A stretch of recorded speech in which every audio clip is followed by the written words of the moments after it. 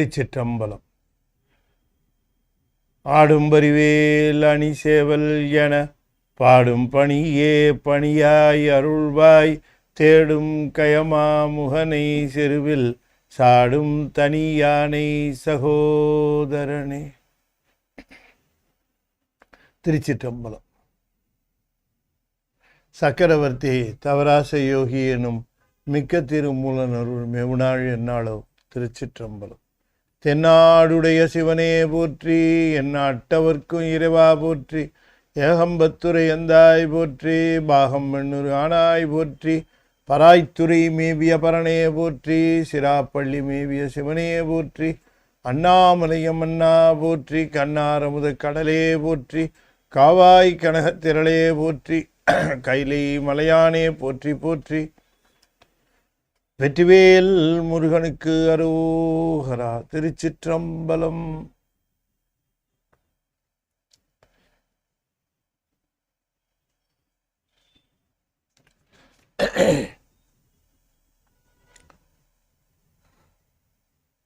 அண்ட சராசரங்களுக்கெல்லாம் அதிபதியாக விளங்கக்கூடிய முருகப்பெருமானுடைய ஒப்பற்ற பெருங்கருணையினாலே சென்னை ஐசிஎஃப் கமலோநாயர் சத்சங்கம்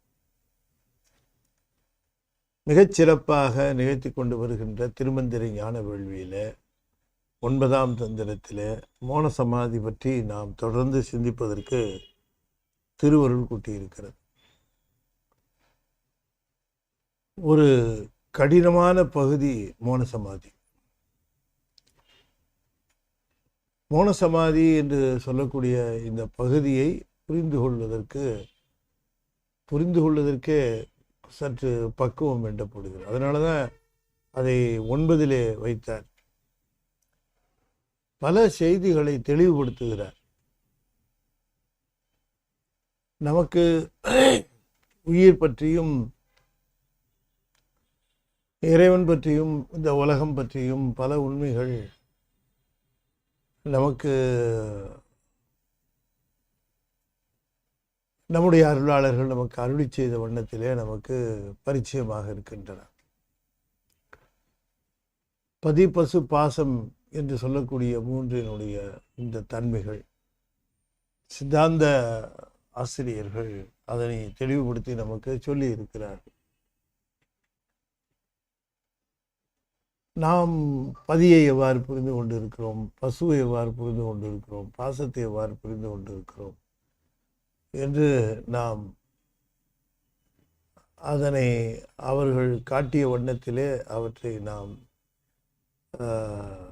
தெரிந்து கொண்டிருக்கிறோம் என்பதுதான் உண்மை.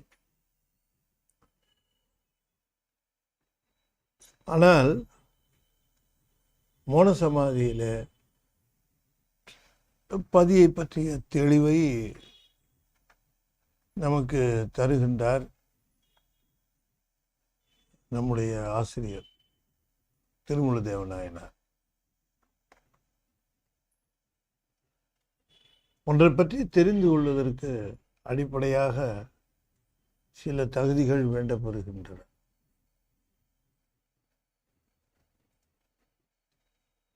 அதாவது தெரிந்து கொள்வது என்று சொல்லுவது விவரங்கள் ஏதும் இல்லாமல் அப்படியே அதை ஏற்றுக்கொள்வது. விவரங்களை தெரிந்து கொள்ள வேண்டிய அவசியம் இல்லாமல் அப்படியே ஏற்றுக்கொள்வது.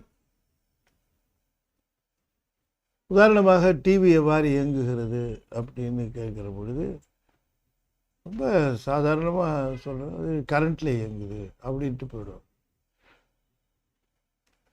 கரண்ட்டில் இயங்குகிற எல்லா பொருளும் டிவி மாதிரி இல்லையே. ஃபேனு வேறு மாதிரி இருக்குது, லைட்டு வேறு மாதிரி இருக்குது.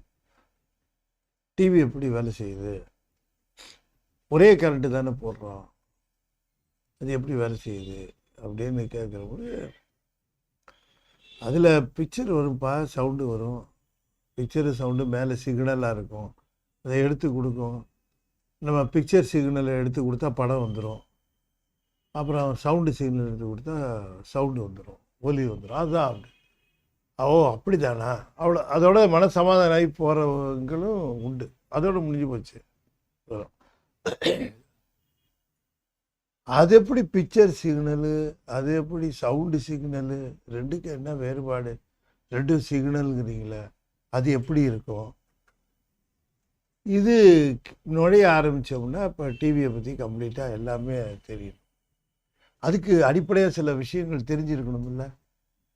தெரியாமல் எப்படி எனக்கு சொல்லுங்கள், அது எப்படி வேலை செய்யுதுன்னு சொல்லுங்கள். அப்பப்போ ஒருத்தர் வந்து பேசுகிறாரு, ஒருத்தர் பாடுறாரு, ஒருத்தர் குதிக்கிறாரு, இது எப்படி நடக்குது இது அப்படின்னு கேட்டால், இதை விஷயத்த சொன்னால் இதை கேட்டுக்கிட்டு இதை ஒத்துக்கிட்டு அப்படியே போகிறதும் உண்டு. அது எப்படிங்க? அது எனக்கு வந்து ஆனால் நடக்குது, பணம் நடக்குது, பேசுகிறாங்க, பாடுறாங்க, எல்லாமே நடக்குது. எங்கேயோ நடக்கிறதுல இங்கே வருது, அது உண்மைதான். ஆனால் எப்படி இது, அதுதான் தெரில. அப்படின்னா அதை வந்து உடனே சொல்லி புரிய வச்சிட முடியுமா கேட்குறவங்களுக்கு? நீங்கள் தானே கேட்குறீங்க, உட்காருங்க. இது வந்து பால்னு ஒரு மெத்தட் இருக்குது அப்படின்னு ஆரம்பித்தா, எனக்கு பசும்பால் தாங்க தெரியும், எருமைப்பால் தெரியும், வேறு எந்த பால் தெரியாது, அது தெரியாது அவங்களுக்கு அப்படின்ட்டு எங்கேருந்து ஆரம்பிக்கிறது? எலக்ட்ரானிக்ஸா யோசனை பண்ணி பார்த்தா, அப்பா அதெல்லாம் வந்து அது படித்தவங்களுக்கு தெரியும்ப்பா, நீ தெரிஞ்சுக்க அப்படி, அவ்வளோதான் சொல்கிறோமில்ல. சரி, ஏதோ சொல்கிறாங்க, வருது, அவ்வளோதான். அது ஏதோ விஷயம் இருக்குது அதில். கம்ப்யூட்டர் எடுத்துக்கிடுங்க, நமக்காக கூட்டல் செய்யுது, கழித்தல் செய்யுது, படம் போடுது, நமக்காக விவரத்தை சேர்த்து கொடுக்குது, என்னென்னவெல்லாம் செய்யுது கம்ப்யூட்டர். மனுஷனுடைய பிரெயின் எப்படிலாம் வேலை செய்யும், அது மாதிரிலாம் செய்யுது. எப்படிங்க அது அப்படின்னு கேட்டால், வெறும் 0 and 1 வச்சுக்கிட்டு தான் எல்லாத்தையும் பண்ணுது.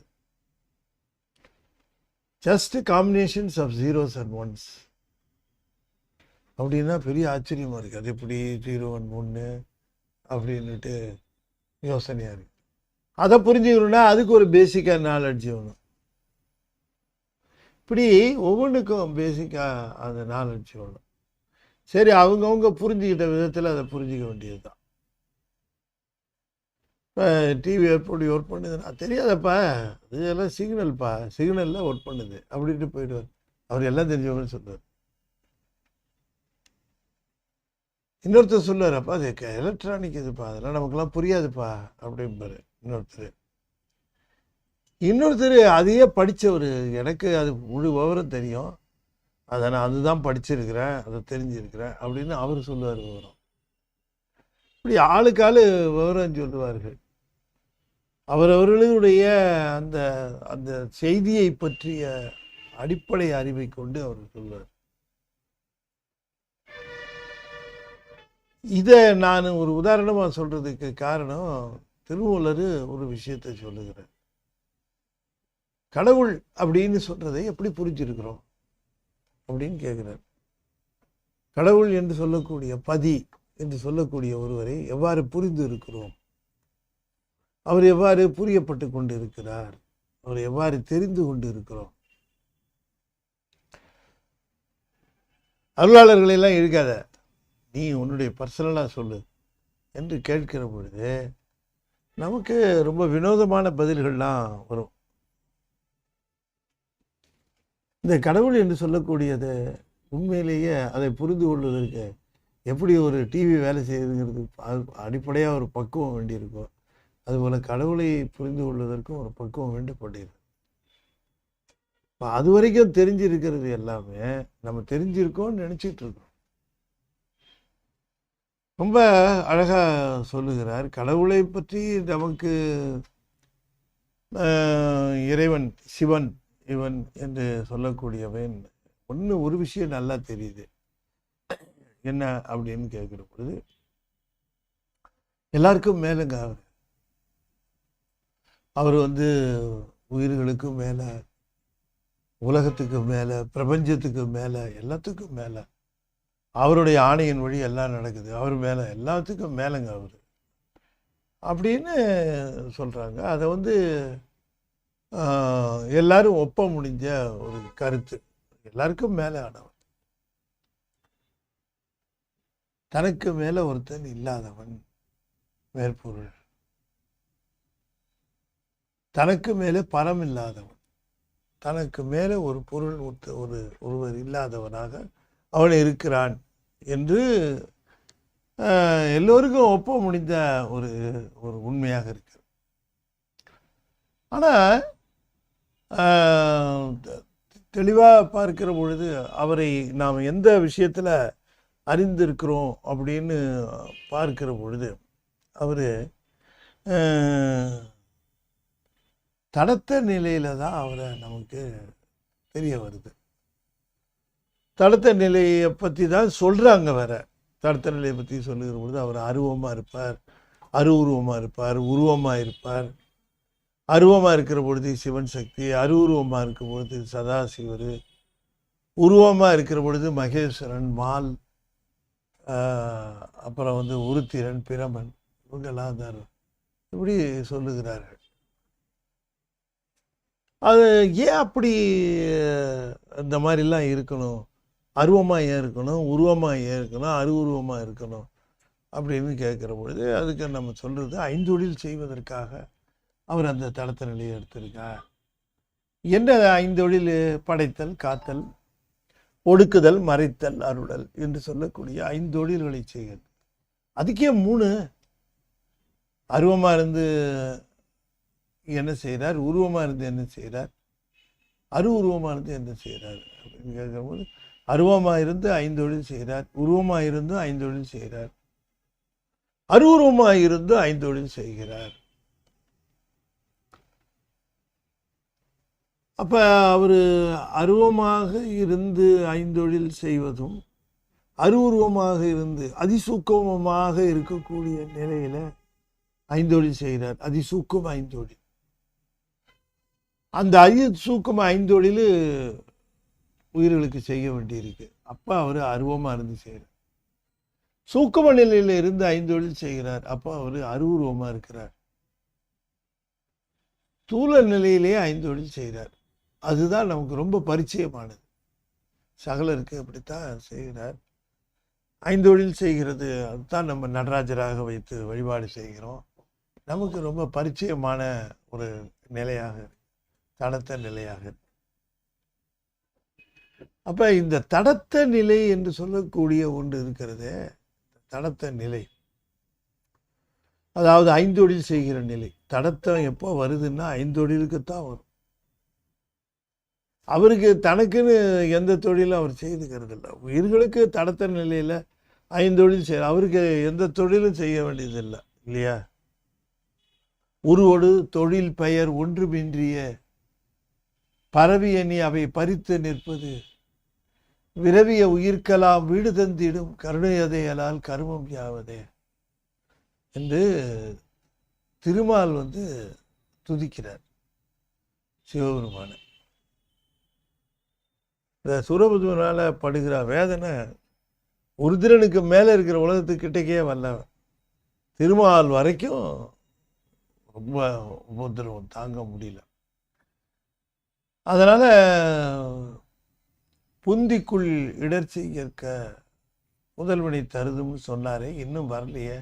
அதுக்காக நேராக போய் அவர்கிட்ட முறையிடுகிறார்கள். நந்தி உள்ள விடுறார். பெருமானே, பார்வதி திருமணமும் நடந்துருச்சு, நாங்கள் எதிர்பார்த்த குமார சம்பவம் நிகழலையே, எங்களுக்கு இது குழந்தை தானே எங்கள் துன்பம் தீரும் அப்படிங்கும்போது ஒரு 3-4 துதி வச்சிருக்காரு. அது நம்முடைய கச்சியப்ப சிவாச்சாரியர் நல்லா அற்புதமான துதி சிவபெருமானுக்கு அவர் வைத்திருக்கிறது. உருவொடு தொழில் பெயர் ஒன்றும் இன்றியே. உருவொடு தொழில் பெயர், உருவம் கிடையாது, தொழில் கிடையாது, பெயர் கிடையாது. உருவொடு தொழில் பெயர் ஒன்றும் இன்றியே பரவிய நீ அவை பறித்து நிற்பது. உருவம் வச்சிருக்கிற, பேர் வச்சிருக்கிற, தொழில் வச்சிருக்கிற, அவங்க எல்லாமே சகலர்னு காட்டுறார். திருமாலிலிருந்து அத்தனை பேரும் சகலர் தான். உருவொடு தொழில் பெயர் ஒன்றும் இன்றியே பரவிய நீ, பரவலியாக இருக்கக்கூடிய நீ அவை பறித்து நிற்பது, அவற்றை தாங்கி நிற்பது. விரவிய உயிர்க்கலாம் வீடு தந்திடும் கருணையதேயலால் கருமம் யாவதே. இந்த உயிர்களை உய்து பெற வேண்டும் என்ற காரணத்திற்காகத்தான் தேவரீர் அவ்வாறு எடுத்துக்கொண்டீரே தவிர உமக்கென்று உருவம் கிடையாது, பெயர் கிடையாது, எதுவும் கிடையாது. ஆகையினாலே இந்த தடத்த நிலைக்கு வந்ததற்கு காரணம் தேவரீர் எங்களுக்கு அருள் செய்ய வேண்டும் என்பதற்காக. எனவே தூல நிலையில் 5 தொழில் செய்கிறது தான் நமக்கு ரொம்ப பரிச்சயம். சூக்கும நிலையில் சதாசிவன், அதிசூக்கும நிலையில் சிவம் சக்தியாக இருந்து அதை செய்கிறார். அதனால தான் அருவம் லயம் போக அதிகாரம்னு அதை சொல்லுவாங்க. லயத்தில் அருவத்திலிருந்து அந்த படைப்பு காத்தல் அதெல்லாம் செய்கிறார். இங்கேயும் 5 சொல்கிறார், இங்கே 5 அருவத்தில் செய்கிறார். சரி, இந்த தடத்த நிலையில் செய்கிறாரே, தடத்த நிலையில் செய்கிற அவரே நமக்கு தெரியுமான்னு கேட்டால் நமக்கு இல்லை. என்ன ஒரு பெரிய விஷயம்னா அத்தனையும் நம்ம பாவனை தான் பண்ணிக்கிறோம். எதையும் நம்ம பார்த்ததில்லை, எதுவும் அனுபவப்பட்டதில்லை. எல்லாம் ஒரே அளவு. அவங்க சொல்கிறத வச்சுக்கிட்டு பார்த்தது கிடையாது, பாவனை. அப்படி தான் 5 தொழில் செய்கிறார். நடராஜர் 5 தொழில் செய்து திருக்கூத்து செய்கிறார். தட்சிணாமூர்த்தி அவர் குருவாக இருந்து போதனை செய்கிறார். இப்படி எல்லாம் பாவனையில் செய்கிறோம். ஆனால் அவர் அவ்வாறு தென்படுகிறாரா, அவ்வாறு நமக்கு அகப்படுகிறாரான்னு கேட்டால் இல்லை, பாவனையில் தான். ரொம்ப அற்புதமாக ஞானசம்பந்தர் பாடியிருக்கார். இந்த மாதிரியான திருக்கோலங்கள் எல்லாத்தையும் பற்றி பிரம்மபுரம் பதிகம்ல பாடியிருக்கார்.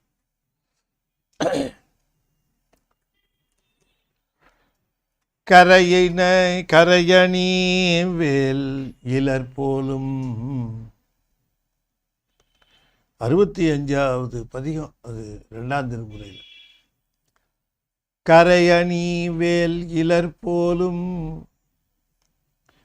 கபாலம் தரித்திலர் போலும்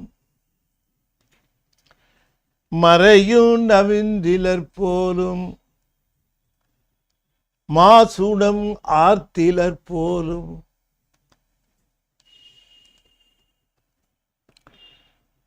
பறையும் கரத்திலர் போலும் பாசம் பிடித்திலர் போலும் பிறையும் சடைக்கு இலர் போலும் பிரமபுரம் அமர்ந்தாரே. இது மாதிரியே 10 பாட்டையும் பாடியிருக்காருங்க. கரையணி வேலிலர் இலர் போலும்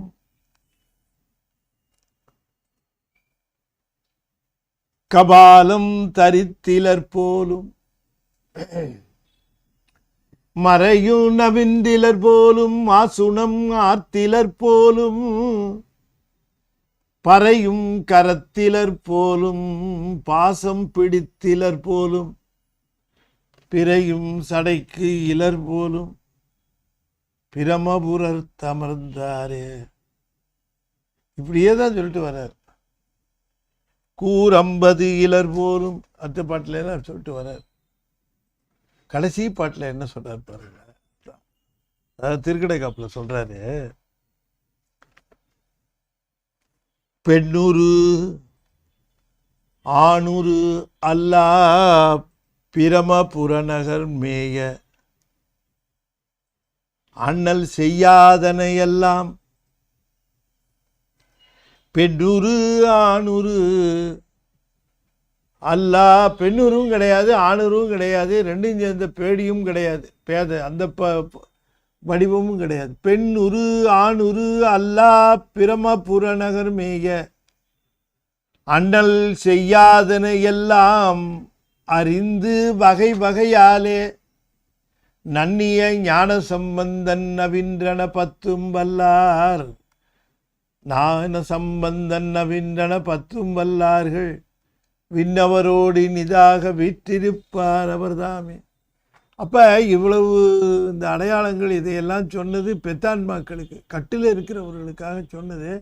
அவர்கள் பாசத்தை நீக்கி கொள்ளுவதற்கான முயற்சியில் அவர்களுக்கு தடத்த நிலையிலே இவையெல்லாம் கொண்டவர் போல பாவனை செய்யப்படுகிறார். அப்படி கூட உருவத்தோடு விளங்குகிறாரானா இல்லை, அந்த பாவனை தான்.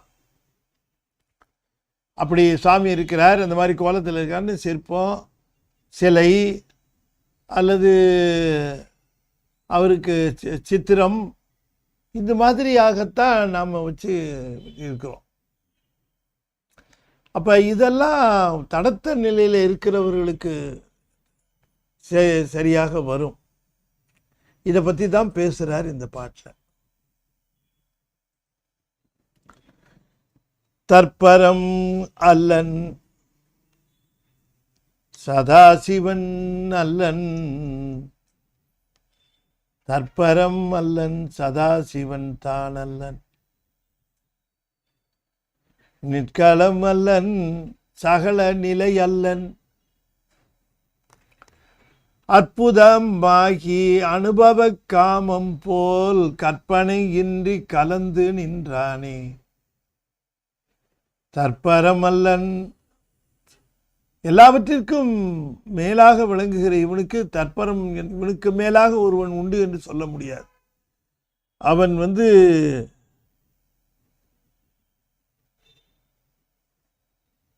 அவர்கள் அந்த தற்பரம் என்று சொல்லக்கூடிய அந்த நிலையில தனக்கு மேலாக ஒருவன் இல்லாதவனாக விளங்குகிற பதி அவன். அப்படிதான் நாம் அவனை தெரிஞ்சிருக்கிறோம்.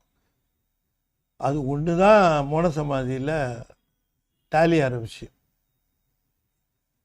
மிச்ச எதுவும் டேலி ஆகாதுன்றார். இந்த பாவனை செஞ்சு வச்சுருந்த எதுவுமே தெரியாது. அவர் எந்த மாதிரியும் இருக்க மாட்டார். அதைத்தான் ஞானசம்பந்தர் அவரை உண்மையாக பார்க்க போகிற சொரூப நிலையில் அனுபவப்படுகிற பொழுது, மோன சமாதியில் இருக்கிறவங்க சொரூப நிலை அனுபவம் தான் அவங்களுக்கு பாவனை கிடையாது. அவர்களுக்கு நம்ம பாவனையில் செய்கிறதுக்கு தடத்த நிலையில் பெத்தான்மாக்களுக்கு உரிமை இருக்குது. அதனால் நம்ம பாவனை செய்கிறதுக்காக சொல்லப்பட்ட விஷயங்கள் இது 9 வருகிற பொழுது இதனுடைய தெளிவை நாம் பேசுகிறார். சிவபெருமானுக்கு சொல்லப்பட்ட இந்த அடையாளங்கள் இவை எல்லாமே நாம் பாவனை செய்து கொண்டு அவரை உணர்ந்து கொள்ள வேண்டும் என்கிற அந்த காரணத்திற்காக சொல்லப்பட்டவையே தவிர, அவரை உண்மையாகவே அனுபவிக்கிற ஸ்டேஜில் நீ போய் அனுபவிக்கும் போது யூ வில் பி ஸ்டண்ட். ஆச்சரியத்தினுடைய எல்லைக்கும் வியப்பினுடைய உயர்ந்த எல்லைக்கும் நீ போய்விடுவேன்ற. ஏன்னா அனுபவத்தில் நிகழ்கிற பொழுது நீ இதுவரைக்கும் பாவனை செஞ்சதுக்கும் அதுக்கும் சம்பந்தமே இல்லைன்ற. அது அப்போ இது ஏன் அப்படின்னு கேட்டால், நம்முடைய கருத்து, நம்முடைய எண்ணம் வாக்கையும் மனத்தையும் பற்றி இருக்கு. வாக்கு மனம் என்று சொல்லக்கூடிய ஒரு சொற்களையும் எண்ணங்களையுமே நம்பி இருக்கு. சொற்களையும் எண்ணங்களையும் நம்பி இருக்கிற பொழுது சொற்களுக்கும் எண்ணங்களுக்கும் தக்கவாறு அருளாளர்களை வைத்து தன்னுடைய தடத்த வடிவத்தை அவன் சொல்லுகிறான், காட்டுகிறான். ஆனால் அது அவனுடைய இயற்கை வடிவம் அல்ல. இயற்கை வடிவத்தை அனுபவிப்பதுதான் உண்மையான அனுபவம். அந்த அனுபவத்தை பெறுகின்ற நிலை மோன சமாதி. ஆகையினாலே தற்பரம் அல்லன் சதாசிவன் அல்லன், சதாசிவன் தான் அல்லன், அதான் அரூறு. நிற்களம் அல்லன், அருவம் அல்லன், சகல நிலையன்னன், உருவமும் அல்லன்.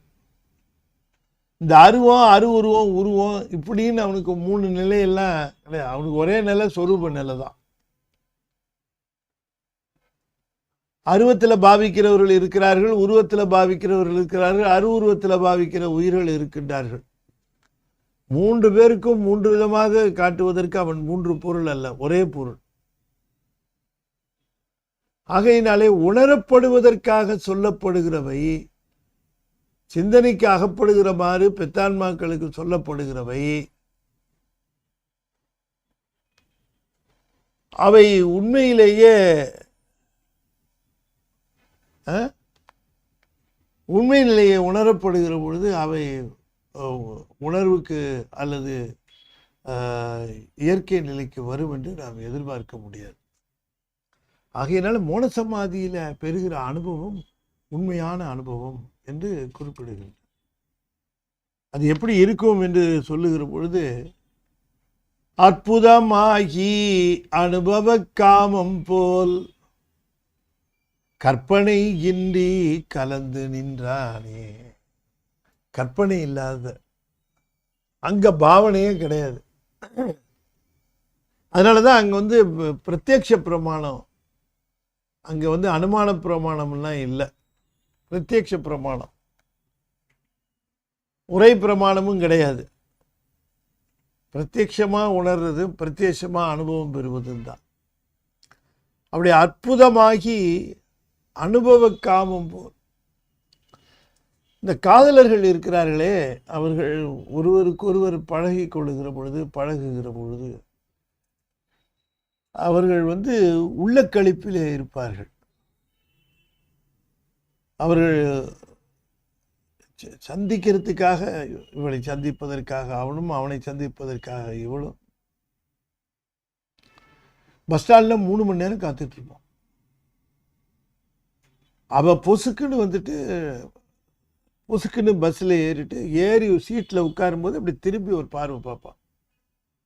இதுக்கு 3 மணி நேரம் நின்று இருப்பான் அந்த பஸ் ஸ்டாண்டில். அவன் காலையில் 7 மணிக்கு 3 மணி நேரம் நின்று இருப்பான். 30 தடவை தலையை சீவிருப்பான் அந்த பஸ் ஸ்டாண்ட். அப்படி ஏறி அந்த பெண்ணானவள் அந்த வரும்போது கூட இவனை பார்க்க மாட்டான். வந்திருப்பான்னு தெரியும். அந்த பஸ்ஸில் ஏறும் போதும் பார்க்க மாட்டான், வந்திருப்பான்னு தெரியும். அந்த ஜன்னல் சீட்டை ஒரு ஃப்ரெண்டு பிடிச்சி வச்சுருப்பா. அந்த ஜன்னல் சீட்டில் உட்காந்துட்டு அப்படி திரும்பி அப்படி பஸ்ஸு கிளம்புற வரைக்கும் திரும்பாமல், கிளம்பும்போது அப்படி திரும்பி லெஃப்டில் பார்ப்பா. அவ்வளோதான். இது கற்பனை இன்பம்ன்ற. காமத்தில் இது கற்பனை பகுதி, கற்பனை பகுதி. இவனுக்கு சொல்லோடாத சந்தோஷமா இருக்கும். அன்னைக்கு பார்த்தா என் ஃப்ரெண்ட்ஸுக்கெல்லாம் இவனே டிஃபனு எல்லாம் வாங்கி கொடுப்பான். என்ன ரொம்ப மகிழ்ச்சியா நம்ம பார்த்துச்சுப்பா அப்படிமா.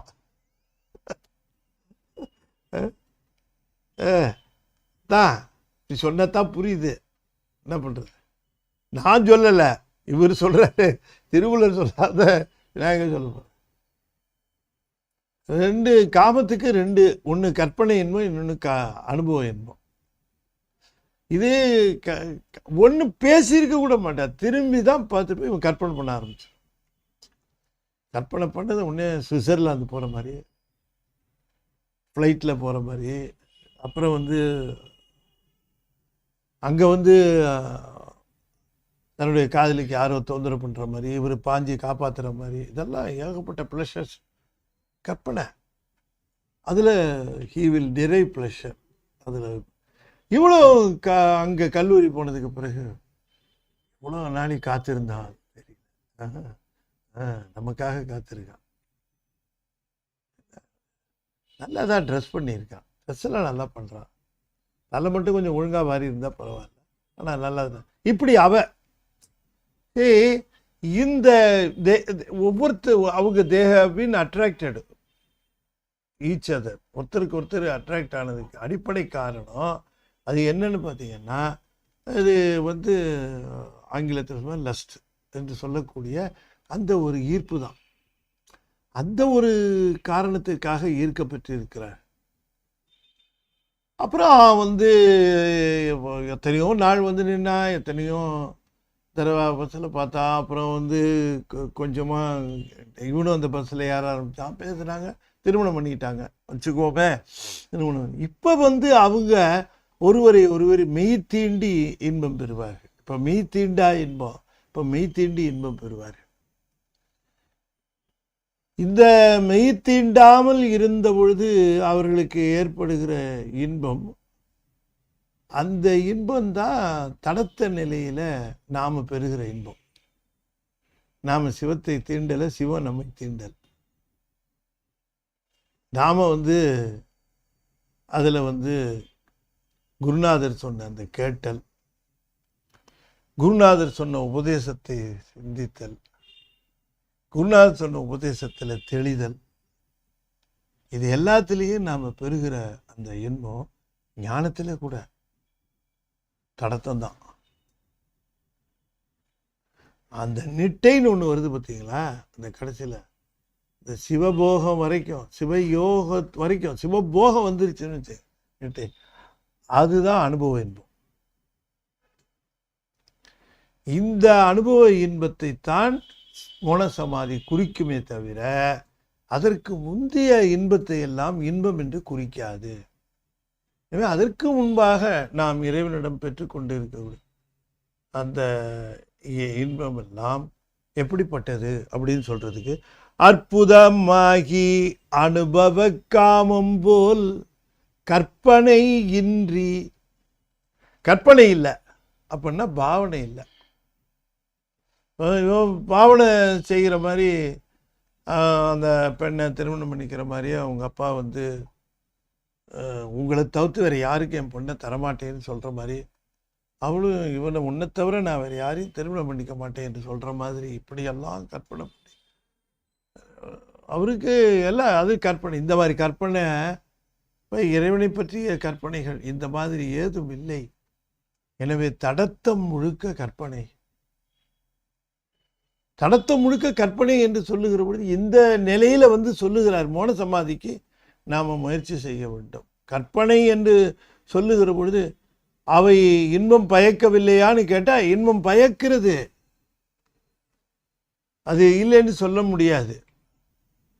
எனவே பெத்தான்மாவாக இருக்கிற பொழுது கட்டுக்குள்ளே இருக்கிற அது இந்த ஈர்ப்புனால தான் அந்த மோன சமாதிக்கு அது போகும்.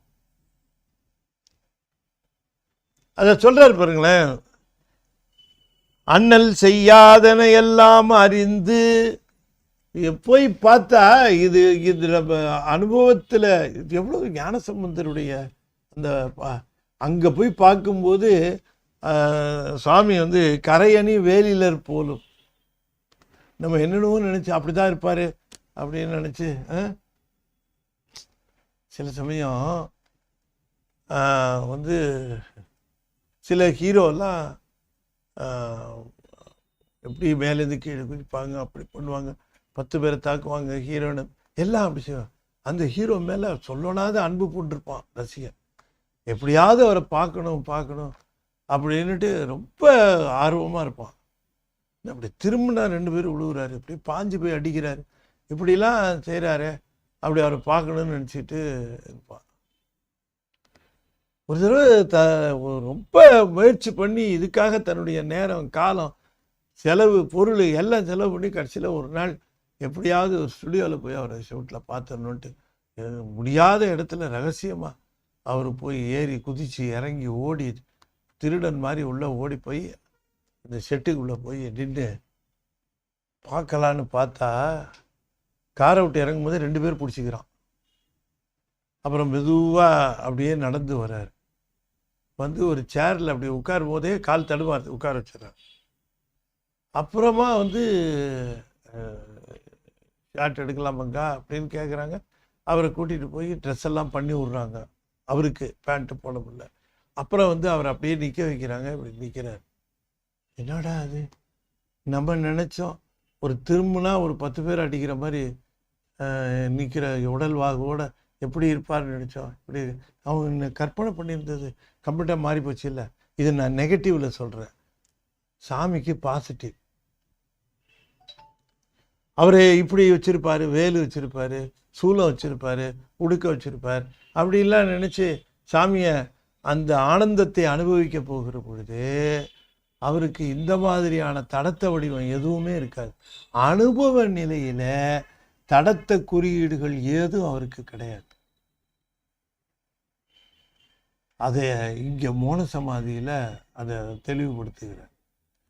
நம்ம நிறைய விஷயங்களை நாம் சாமிக்கு அதை நாம் நினச்சி சந்தோஷப்பட்டிருப்போம். அதெல்லாம் இப்போ சாமி கங்கையை வச்சிருக்கார், பெரிய சந்திரனை சூடி இருக்கிறார் அப்படின்னு கேட்கும்போது நமக்கு ஒரு அமானுஷ்யமான ஒரு சக்தி படைத்த அவர் ஒரு இழையிலேயே கங்கையை தடுத்திருக்கிறார் அப்படின்னு நினைக்கும்போது, மோன சமாதிக்கு போகும்போது சாமி கங்கையை வச்சுருக்கீங்களே, எங்கே வச்சுருக்கீங்க, அது தலையிலே வச்சுருக்கீங்களாவே அப்படின்னு கேட்டால், ஏன்ப்பா அது உருவ நிலைக்கு தானேப்பா, இங்கே வந்து ஆனந்த அனுபவிப்பியா, இதெல்லாம் கேட்டுக்கிட்டு இருக்கிற. புரியுதுங்களா உங்களுக்கு என்ன சொல்ல வராருன்னு? தற்பரம் அல்லன் சதாசிவன் அல்லன் தான் அல்லன். ஆகையினாலே மோன சமாதி என்பது தடத்த நிலையை தாண்டி போய் சொரூப நிலையிலே நிகழ்வது. தடத்த நிலையிலே அனுபவம் அல்ல, கிடையாது. அது சொரூப நிலைக்கு போய் பெறுகிற அனுபவம். அந்த அனுபவத்தை மற்ற அனுபவங்களோடு ஒப்பிடுதல் கூடாது. ஆகையினால மோன சமாதி பேசுகிற பொழுது நிட்டையிலே பெறுகின்ற அனுபவம், அதற்கு உதாரணம் சொல்லுவது அனுபவ காமம், கற்பனை காமம் அல்ல, அனுபவ காமம். அங்கே அந்த பெரும்பொருளை தீண்டி இன்பம் பெறுகின்ற அந்த நிலையிலே, அந்த இன்பத்தை பெறுகிற ஒருவன் பெறுகின்ற அந்த நிலையிலே இந்த உயிரானது சிவத்திடம் ஆனந்தம் பெற்று நிற்கும். அப்பொழுது அதுக்கு அற்புதமாக அது அற்புத தெய்வம் இதனின் மற்றுண்டே. நீங்க இந்த அடிப்படையில் நீங்க அந்த பாடல்கள்லாம் பார்த்தீங்கன்னா, ஞானசம்பந்தர் பாட்டு, திருநாவுக்கரசர் பாட்டு ரொம்ப டெக்னிக்கலா இருக்குங்க. இப்ப இந்த பாட்டே கூட பாருங்களேன். ஓ, அங்க போனா அவருக்கு சூலம் இருக்காது போல இருக்கு. தற்புற அந்த நிலையில அவர்கிட்ட சூலம் இல்லை, பெறை கிடையாது, சடை கிடையாது, இதெல்லாம் இல்லை. இதெல்லாம் தடத்தத்துக்கு தான் உண்டு.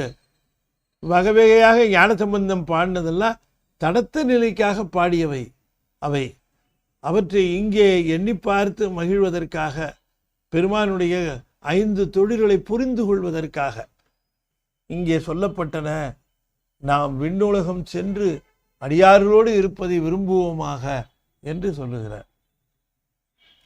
ஆகையினாலே இந்த மோன சமாதி என்று சொல்ல வருகிற இந்த நிலையிலே தடத்த நிலை பாவனைக்கு உட்பட்டது. மோன சமாதி என்பது அனுபவத்திற்கு உட்பட்டது, பாவனைக்கு உட்பட்டது அல்ல அனுபவம். அங்கே அனுபவம் தான் உண்டே தவிர பாவனை கிடையாது. இங்கே பாவனை தான் உண்டே தவிர அனுபவம் இல்லை. தடத்த நிலை. இது 2 தெளிவையும் நமக்கு கற்பனையின்றி கலந்து நின்றானே என்று குறிப்பிடுகின்றார். அனுபவ காமம் போல் கற்பனை இன்றி கலந்து நின்றானே, தற்பரம் அல்லன் சதாசிவன் தான் அல்லன், நிற்களம் அல்லன் சகல நிலை அல்லன், அற்புதம் ஆகி அனுபவ காமம் போல். இதை தவிர அவர் உதாரணம் சொல்றதுக்கு அவர் எடுத்துக்கல. கற்பனையிலேயே கற்பனை இன்றி கலந்து நின்றானே, கற்பனை இல்லை, கலந்து நின்றுவான். கலக்கிறதுனால, கலந்து நிற்கிறதுனால பிரித்து அறிய முடியாது. பிரித்து அறிஞ்சாதானே அடையாளங்கள்லாம் தெரியும். தன்னின் வேறாக இருக்கிற பொழுது அடையாளங்கள் தெரியும். நான் ட்ரெயினுக்குள்ளே உட்காந்துருக்கிறேன். இந்த ட்ரெயினுக்கு வெளியில் இருக்கக்கூடிய அடையாளங்களை எல்லாம் நான் வெளியே இருந்தப்போ சொல்லியிருக்கலாம். உள்ளே போய் உட்கார்ந்ததுக்கு பிறகு இந்த ட்ரெயின் மேலே ஒரு டியூப் நீட்டிகிட்டு இருக்காது, என்னங்கன்னு கேட்டாங்கன்னா நமக்கு என்ன தெரியும்? நம்ம ட்ரெயினுக்குள்ளே இருக்கிறோம். அடையாளம் தெரியுமா? தெரியாது. கலந்து நிற்கிற பொழுது எந்த அடையாளமும் தெரியாது. தெரிஞ்சால் நம்ம கலந்து நிற்கலன்னு அர்த்தம். ஆகையினாலே ஒன்றுக்குள்ளே நாம் கலந்து விட்டோம் என்று சொன்னால் அதனுடைய அடையாளங்கள் நமக்கு தெரிவது இல்லை, அடையாளங்களோடு அறியப்படுவதும் இல்லை. ஆகையினாலே கலந்து நின்றானே, அந்த அனுபவம் பெறுவதற்கு எப்படி கலத்தல் வேண்டுமோ, கலத்தல் என்பதுதான் அனுபவம். தனித்தனியாக இருக்கும்போது அனுபவம் இல்லை. தற்பரம் அல்லன் சதாசிவன், அதான் சதாசிவன் அருவுருவ நிலையில் இருக்கக்கூடியவன்.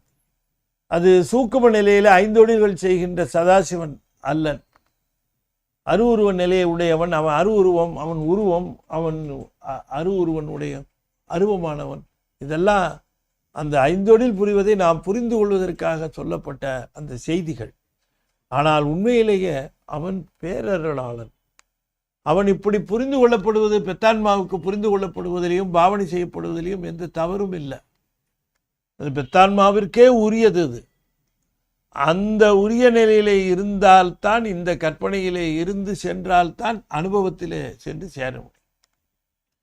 கற்பனையை செய்யாமலேயே அனுபவத்திற்கு சென்று சேருவதற்கு வாய்ப்பு இல்லை.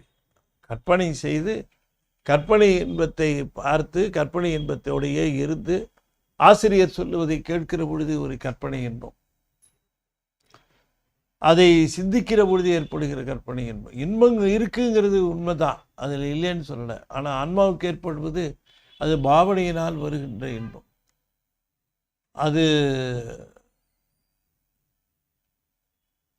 யோக நிலையிலே செய்யப்படுகின்ற அந்த அருவநிலை என்று சொல்லப்படுகிறது அல்லவா, அதையும் காட்டிலும் செல்லுகிற பொழுது தான் இந்த சொரூப நிலையானது. எனவே தடத்த நிலை சம்பந்தப்பட்டது இந்த அத்துணை பாவனைகளும், சொரூப நிலை சம்பந்தப்பட்டது அனுபவம். அந்த அனுபவம் தான் மோன சமாதி என்று கூறுகிறார். தொடர்ந்து இதையே தான் வலியுறுத்துவதற்கு அடுத்த பாடல் 10வது பாடல்லையும், இது ரொம்ப எல்லாரும் பயன்படுத்துகிற பாடல், எல்லாரும் சொல்லுவார்கள். இந்த பாடலை எடுத்துக்காட்டாக சொல்லுவாங்க. முகத்தினில் கண் கொண்டு காண்கின்ற மூடர்காள், அகத்தினில் கண் கொண்டு காண்பதே ஆனந்தம். முகத்தினில் கண் கொண்டு காண்கின்ற மூடர்காள், அகத்தினில் கண் கொண்டு காண்பதே ஆனந்தம். மகட்கு தன் தாய் தன் மணாளனோடாடிய சுகத்தினை சொல்லெனில் சொல்லுமாறெங்கனே. முகத்தினில் கண் கொண்டு காண்கின்ற மூடர்காள், அகத்தினில் கண் கொண்டு காண்பதே ஆனந்தம். மகள்க்கு தன் தாய் மணாளனோடாடிய சுகத்தினை சொல்லெனில் சொல்லுமாறு எங்கனே என்று சாமி கேட்குறாங்க. இந்த பாட்டை எடுத்து பல சொற்பொழிவாளர்கள் பல மேடைகளில் பலரும் இதனை பயன்படுத்தி கொள்வார்கள். ஆனால் மோனசமாதியை பற்றி பேசுகிறாருன்னு நம்ம சொல்லி ஆகணும். இந்த சுகம் எந்த சுகத்தை பற்றி பேசுகிறார்? இந்த முந்தின பாட்டில் சொன்ன இந்த அனுபவ சுகம் இருக்கிறதே, அனுபவ இன்பம், அதை பற்றி பேசுகிறார். அதனால் நம்முடைய அருளாளர்கள் அத்தனை பேரும் தடத்த நிலைக்கு இறங்கி வந்தாங்க. அவங்கெல்லாம் சொரூப இன்பத்தை பெற்றவர்கள். எல்லா அருளாளர்களும் இப்போ ஞானசம்பந்தர் தோளுடைய செவியன் விடையேறி ஒரு தூவன் மதிசூடி காடுடைய சுடலை பொடி பூசி என் உள்ளங்கவர் கல்வன் என்று நமக்கு தடத்த நிலையை எடுத்து கூறுகிறார். பித்தா பிறை சூடி பெருமானே அருளாளா எத்தான் மறவாதே நினைக்கின்றேன் மனத்துன்னை. வைத்தாய் பெண்ணை தென்பால் வெண்ணை நல்லூர் அருள் துறையுள் அத்தா உனக்காளாயினி அல்லேன்கெனலாமே.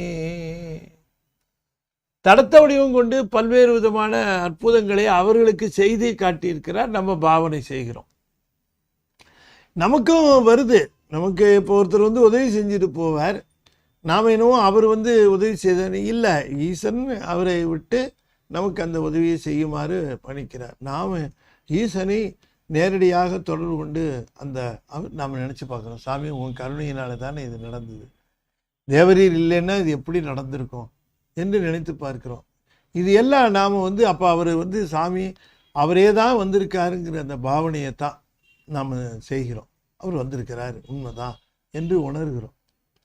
இந்த மாதிரி அடையாளங்களை காட்டி நமக்கு அந்த பக்தியை, அந்த உணர்வை தூண்டி தூண்டி மோனசமாதி வரைக்கும் செல்லுவதற்கு வேண்டிய அந்த ஊக்கத்தை தர வேண்டியது அருளாளருடைய கடமை. ஆனால் அருளாளர்கள் அத்தனை பேரும், நம்முடைய ஆசிரியர்கள் அத்தனை பேரும் மோன சமாதி என்று சொல்லக்கூடிய அந்த ஆனந்தத்தை அனுபவித்த சீவன் முத்தர். சீவன் முத்தர்கள் அனுபவிக்கின்ற அந்த நிறைவு நிலைக்கு சிவபோகம் சிவபோகம் என்று மட்டுமே சொல்லி கொண்டு வந்தது. இப்பொழுது அதற்கு ஒரு தனி பெயரிட்டு அதுதான் மோன சமாதி என்று அதற்கு ஒரு லேபிள் ஒட்டுறார். இல்லாட்டி ரொம்ப பொதுவாக இருக்கும். இது அந்த பொதுவாக இருக்கக்கூடிய அந்த சிவபோகங்கிறதுக்கு உரிமையான பெயர் மோன சமாதி என்று சொல்லி அதுதான் அங்கே கிடைக்கின்ற அந்த இன்பத்திற்கான பெயர். அது வரைக்கும் இந்த தடத்த நிலைகளில் பெற்ற அந்த இன்பம் கற்பனை இன்பமாக இல்லையா, அதில் தப்பு கிடையாது. அது இயல்பாகவே அது ஊக்குவிக்கப்பட வேண்டியதாக இருக்கிறது. நம்முடைய பெரியவர்கள் எல்லாரும் கூட அந்த ஊக்கம் பெறுவதற்காக நீ மிகச்சிறந்த ஒரு மருத்துவராக வேண்டும், உன்னால் பல பேர் நலன் பெற வேண்டும் என்று சொல்லுகிற பொழுது அந்த பாவனையிலேயும் கற்பனையிலேயும் அவர்கள் அந்த ஆர்வத்தை வளர்த்து கொள்வதில் தவறில்லை. அந்த மாதிரி வளர்த்து கொண்டால்தான் இந்த உண்மை நிலைக்கு செல்ல முடியும். நான் நேராக உண்மை நிலைக்கே போயிடுறேன், இது எல்லாமே பொய் என்று சொல்லி இருப்பது ஆபத்தை விளைவிக்கும். அது அப்படி அல்ல அந்த கருத்து. அதனால தான் அதை நம்முடைய அருளாளர்கள் சொல்லுகிறார்கள். இங்கே மோனசமாதிங்கிற நிலைக்கு வந்த பிறகு இந்த இரண்டுக்கும் ஏற்படக்கூடிய வேறுபாட்டை நாம் தெளிவாக புரிந்து கொள்ள வேண்டும் என்று நமக்கு திருமூலர் இதனை தெளிவுபடுத்துகிறார். இதனை ஆகையினால தான் சொல்லுகிறார், கற்பனை அது கற்பனை இன்பம், கற்பனையில் வருவதும் கூட இன்பம்தான். அதை நாம் பலமுறை நாம் கற்பனை அந்த இன்பத்தை அனுபவிச்சிருப்போம். உதாரணமாக சொல்ல போனால் கனவுல நாம் பார்க்கிறோம். ஆன்மீக சம்பந்தமாக இறை சம்பந்தமாக பல்வேறு கனவுகளை நாம் பார்க்கிறோம். திருக்கோயிலுக்கு போவது போல, திருக்கோயிலில் பெருமானை தரிசிப்பது போல, திருக்கோயில் கனவுல அருளாளர்களை சந்திப்பது போல, அவர்கள் நமக்கு ஆசி வழங்குவது, இப்படியெல்லாம் பார்க்கிறோமே, எல்லாமே பாவனை இன்பம் தான். அது பாவனை தானே கனவுல, அது பாவனை இன்பம். அது சிறந்த சகுனமாகவும் அது நமக்கு ஊக்கத்தை தருவதாகவும் உற்சாகத்தை தருவதாகவும் அது இருக்கிறது. இப்போ நம்ம கூட வீட்டில் இருக்கிற பொழுது நம்முடைய பையனை எதுக்கெடுத்தாலும் நம்ம நீ எதுக்கும் லாய்க்கில்லை அப்படின்னு சொல்கிறத விட்டுட்டு நீ எல்லாத்துக்கும் அருமையாக செய்கிறடா, நீ என்கரேஜ் பண்ணுவ. எங்கள் தந்தையார் அடிக்கடி எதையாவது ஒரு காரணம் சொல்லி பாராட்டுவார். அரியனை மட்டும் இல்லை, என் தம்பிகளையும் கூட ஏதாவது ஒரு காரணம் சொல்லி அவனை மாதிரி வராது, அவன் அதில் ரொம்ப சிறப்பாக இருக்கிறான் என்று சொல்லுவார். அது உண்மையாக கூட இல்லாமல் இருக்கலாம். ஒருவேளை அது அப்படி சொன்னதுனால நம்மளை இப்படி நம்புகிறாங்களே, சரி இந்த அளவுக்கு நம்ம முயற்சி பண்ணுவோம் என்று அந்த அளவுக்கு முயற்சி. இதெல்லாம் தான் இந்த தடத்த நிலையினுடைய நிலை. ஆனால் இவற்றினுடைய உண்மைத்தன்மை என்னங்கிறத நாம் தெரிஞ்சு கொள்ள வேண்டும். மற்றவங்க சொல்கிறாங்க சிவபெருமானுக்கு தலையில் கங்கை இருக்குமா, பிறை இருக்குமா, அது எலும்பு மாலை அணிந்திருப்பாரா என்றெல்லாம் கேட்கிற பொழுது திருச்சாடல் நீங்கள் பார்க்கணும். அதை நீங்கள் இந்த அடிப்படையில் திருச்சாடல் படித்து பாருங்க. அது விஷயம் அதில் ரொம்ப நல்லா தெளிவாக தெரியும். அவன் தான் தனியன் காணியடி என்று சொல்லி ஒப்பற்றவனாக பேரின்பம் வழங்குவதிலே அவன் ஒருவன் தான் ஒப்பற்றவனாக விளங்குகிறான். அவன் சாப்பிட்றது என்னவா இருந்தால் என்ன, அவன் உடுத்துறது என்னவா இருந்தால் என்ன, இன்பம் வழங்குகிற நிலையிலே இதெல்லாம் எதுவும் கிடையாது, இது தடத்தம் அப்படிங்கிறத மணிவாசக பெருமான் அவ்வளோ நுட்பமாக அதில் சொல்லியிருப்பார். மோனசமாதி படித்த பிறந்தான் அது புரியும். அது எத்தனை அற்புதமாக நம்ம பெரியவர்கள் மணிவாசகர், திருமூலர், என்ன ப்ராப்பர்ட்டி நமக்கு.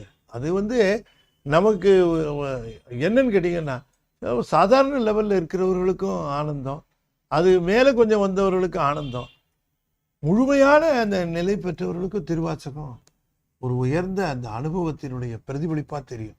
தொட்ட இடமெல்லாம் சாமி தாம் பெற்ற அனுபவத்தை எப்படி அவரை அனுபவித்தார் அப்படிங்கிற அந்த அனுபவத்தை வெளிப்படுத்துகிற செய்திகள் அத்தனை தெளிவாக அதில் தெரியும். அதனால தான் சொல்லுகிறார், இந்த முதல்ல சொல்ல வேண்டியது, மகட்கு தாய் தன் மணாளனோடு ஆடிய சுகத்தினை. தாய் பெற்றது சுகம், அது வந்து ரொம்ப பர்சனல். அது எப்படி அந்த இன்பம் இருந்துன்னு எப்படி சொல்றது? மகள் தன் மணாளனோடு ஆடுகிற பொழுது அந்த இன்பத்தை உணர்வாள். எனவே ஆசிரியர்கள் நமக்கு சொல்லுவது எப்படி சொல்லுன்னா எப்படி சொல்லுவது? ஆசிரியர்கள் அவங்க தடத்தமாக தான் சொல்லுவாங்க, எடுத்துக்காட்டோடு சொல்லுவாங்க. ஈஸ்வரனுடைய கருணையை சொல்றதுக்கு, அப்பா பெரிய சந்திரன் வந்து காலில் விழுந்தாப்பா, அவனை வந்து கொஞ்சம் கொஞ்சமாக தேஞ்சிட்டு, அவங்களுக்கு தெரியாதா சந்திரன் ஏன் தேயுது, எப்படி வளருது, அது என்ன நிழல் அது மேலே விழுது, இதெல்லாம் அவங்களுக்கு தெரியாதா என்ன? இதெல்லாம் தெரியும். ஆனால் அவங்க என்ன சிவபெருமான் தூக்கி சிரசில் வச்சிருக்காருப்பா, எப்போ காலில் விழுந்தாலே சிரசில் தூக்கி வைக்கிறார், அது அப்படின்னா அடைக்கலம் புகுந்தவர்களை அவர் எங்கனும் காப்பாற்றுகிறார் பார் என்று இந்த உத்தியை அது கொண்டு, அதனால தான் சொல்லுகிறார், இந்த தடத்தத்தை எல்லாம் நீ வந்து முகத்தில் கண்கொண்டு காண்கின்ற மூடர்கள், அது அப்படியே நீ அப்ளை பண்ணி பார்க்காத. முகத்தினில் கண்கொண்டு காண்கின்ற மூடர்கள், இது முகத்தினில் கண்கொண்டு எதை காண வேண்டுமோ அதைத்தான் காண வேண்டும். ஈசன் சம்பந்தப்பட்டது எல்லாமே முகத்தில் கண்கொண்டு பார்ப்பதில்லை, அறிவு கண் கொண்டு பார்க்கணும். அகத்தினில் கண் கொண்டு காண்பதுவே ஆனந்தம். அதனால தான் ஊனக்கண் பாசம் உணரா பதியை, என்ன அழகா சொல்ற, ஊனக்கண் பாசம் உணரா பதியை ஞானக்கண்ணினில் சிந்தை நாடி உராத்துணை தேர்த்தன பாசம் உருவ தன்னிடலாம் பதிவிதி என்னும் அஞ்செழுத்தே அப்படின்னு 9வது நூற்பால சொல்றாரு. இதேதான் அப்படியே எடுத்து திருமூலர் சொன்னதை எடுத்துத்தான் ஊனக்கண் ஞானக்கண் என்று அங்கே பயன்படுத்துவது எது? முகத்தினில் கண் ஊனக்கண். ஊன் என்று சொல்லுவது தசை, சப்ததாதுக்களாலான அந்த கண்ணு, அது அந்த சப்ததாதுக்களாலான கண்ணு, சப்ததாதுக்களாலான பொருளைத்தான் பார்க்க முடியும். முகத்தினில் கண் கொண்டு என்று சொல்லுகிற பொழுது அந்த கண்ணு இருக்கிற இடம் முகம். முகத்தினில் கண்கொண்டு காண்கின்ற மூடர்கள், அது முகப்பக்கம் ஃப்ரண்ட் சைடு தான் தெரியும், அதுக்கு ரியர் சைடு கூட தெரியாது, அது பின்புறம் தெரியாது, முன்முகம் மட்டும்தான் தெரியும். அப்படிப்பட்ட ஒரு குறைவுடைய அந்த கண்ணை கொண்டு உணரக்கூடிய, இந்த அனுபவத்தினாலே உணரக்கூடிய பொருளை கண்கொண்டு காண வேண்டும் என்று நான் கண்ணில் பார்த்தாதான் ஒத்துக்கொண்டு, ஒத்துக்கவே வேணாம். கடவுள் இல்லைன்னே சொல்லிட்டு அப்படியே இரு, நீ உன்னை யார் இப்போ இருக்குன்னு சொல்லி உன்னை யார் சொன்னது? இல்லைன்னா இல்லைன்னு வச்சுக்கோ, அப்படியே இருந்துட்டு போய் ஏன் தொந்தரவு பண்ணுற? இருக்குங்கிறவன தொந்தரவு பண்ணாத, நீ இல்லை இல்லைன்னு சொல்லிட்டு நீ எப்படியோ போய்ச்சிக்கோ. ஆனால் இருக்குன்னு சொல்கிறவனை ஏன் தொந்தரவு பண்ணுற? அவனுக்கு தெரியுது, உனக்கு தெரியல. அவன் கண்ணு நல்லா ப்ராப்பராக ப்ரைட்டாக இருக்குது, உன் கண்ணு எங்கேயோ நொல்ல டொக்கு விழுந்துருக்கு, ஏதோ ப்ராப்ளம் ஆகிருக்கு, தெரியல. முகத்தினில் கண் கொண்டு காண்கின்ற மூடர்கள், அகத்தினில் கண் என்பது ஞானக்கண். ஊனக்கண் பாசம், ஊனக்கண் என்பது பசுஞானம், பாசம் என்பது பாசஞானம். உணரா பதியை, பாசஞானமும் பசுஞானமும் உணராத பதியை பதிஞானம் உணரும்னர், அதுதான் அகக்கண், திருவருள் அர்த்தம். எனவே திருவருளை கொண்டு காண்பதுதான் ஆனந்தம். இது திருவருளால் அறியப்பட வேண்டியது. திருவருளால் அறியப்பட வேண்டிய ஒன்றை சொல்லி புரிய வைக்க முடியாது. அவரவர் அனுபவம் அவரவருக்கு உரியது. செபான் உருவில் திகழ் வேலவன் அன்று ஒவ்வாதது என உணர்வித்ததுதான். அவ்வாறு அறிகின்றது அலால், எவ்வாறு ஒருவருக்கு இசைவிப்பதுவே. சொல்லுகைக்கு இல்லை என்று சொல்றார் சாமி கதிர் அலங்காரத்தில். என்னை செல்ல விட்டவா, சொல்றதுக்கு முடியாதுங்கிற ஒரு வழியில் என்னை கொண்டு போய் விட்டவரே என்று குறிப்பிடுகின்றார்.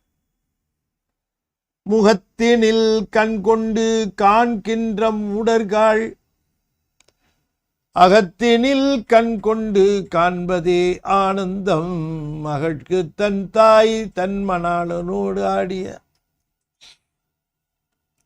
அது என்ன சொல்லுகிறார் என்று சொல்லுகிற பொழுது, தாய் என்று சொல்லுகிறது இங்கே யார் என்று குறிப்பிடுகிறார்? குருவை குறிப்பிடுகிறார். தன் மணாளனோடு என்று சொன்னால் குரு ஆனவர் உபதேசம் செய்வார். கேட்டல், சிந்தித்தல், தெளிதலோடு தான் நிற்கும். தாயானவள், அந்த குருவானவர் தன் மணாளனோடு, ஈசனோடு தான் பெற்ற அனுபவத்தை சொல்லுகின்ற அந்த நிலையில் நெறிப்படுத்த வந்திருக்கிறவர். அதை, அந்த அனுபவத்தை முழுவதுமாக பகிர்ந்து விட முடியாது. சீடன் ஆசிரியர் சொன்ன உபதேசத்திலே நின்று அதனை சிந்தித்து அதிலே தெளிவு பெற்று பிறகு அவன் தான் பெற வேண்டிய அனுபவத்தை பெறுதல். அதுதான் இந்த பொருளுக்கு அர்த்தம். எனவே மகள் தன்னுடைய மணாளனோடு ஆடுகிற பொழுது அது தெரிவது போல, தாய் தன் மணாளனோடு ஆடிய சுகத்தை மகள் தன் மணாளனோடு ஆடிய சுகத்தை பெறுகின்ற பொழுது அவள் அறிவாள். அது போலவே குருவானவர் தான் பெற்ற ஆனந்த அனுபவத்தை விளக்க மாட்டார், சென்ற நெறியை காட்டுவார்.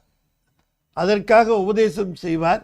அந்த உபதேசத்திலே நிற்பதற்கான வழியை சொல்லுவார். அதிலே காத்து நிற்பார். பிறகு அந்த ஆனந்த அனுபவத்தை பெறுவதை அவருக்கே விட்டு விடுவார். இந்த சீடன் பெறுவான். எனவே சீடன் பெரும்பொருளாக இருக்கக்கூடிய சிவத்திடம் அந்த மோன சமாதி அனுபவத்தை பெறுவான். அதை காட்டுன்னு சொன்னால் அதை காட்ட முடியாது. அது தடத்த நிலையிலே அறியப்படுவது அல்ல. அது முகத்தினில் கண்கொண்டு காண்கின்ற மூடர்கள், அது தடத்த நிலையில் அறியப்படுவதல்ல. அது சொரூப நிலையை அடையப்பட வேண்டிய ஆனந்தம் என்று சொல்லுகிறார் என்று சொல்லி, இந்த அளவிலே இந்த 2 பாடல்களுக்கான விளக்கத்தை நாம் இன்றைய தினம் சிந்தித்தோம். மிகவும் அற்புதமான 2 பாடல்கள். பெருமானுடைய அந்த மோன சமாதியை பற்றிய தெளிவு நமக்கு அற்புதமாக வந்திருக்கிறது என்று சொல்லி, இப்பொழுது நிறைவு செய்யும் முகமாக 5 எழுத்தை 5 முறை ஓதுவேன். அன்பர்கள் தொடர்ந்து ஓத வேண்டும் என்று திருவடி பணிந்து வேண்டிக் கொள்கின்றேன்.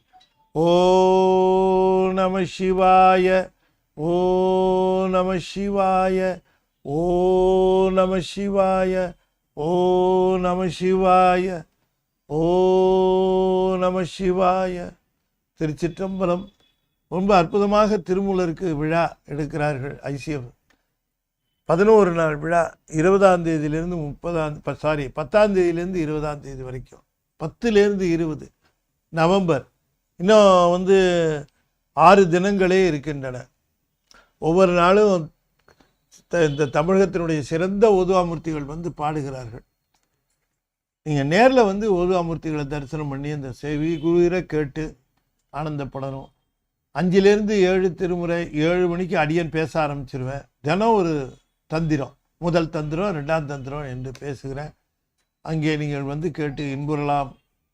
அது 19ஆம் தேதி அன்னைக்கு பென்ட்ரைவ் வெளியீடு, 8ஆம் தந்திர பென்ட்ரைவ் வெளியீடு. அதனோடு சேர்த்து ஒரு அற்புதமான புத்தகம், வரைபடங்கள், 51 வரைபடங்களும் மூல பாடல்களும் நிறைந்த அந்த புத்தக வெளியீடு நிகழ்கிறது. புத்தகத்தை காட்டுறவங்களுக்கு ICFல காட்டுறாங்களா இல்லையா, எனக்கு கொடுத்து அதனால காட்டுறேன். இதுதான் அந்த புத்தகம் பாருங்க. இது படம் தெரியுதான்னு எனக்கு தெரியல. இது மூலம் எல்லாம் சார்ட்டு, எல்லாம் சார்ட்டு.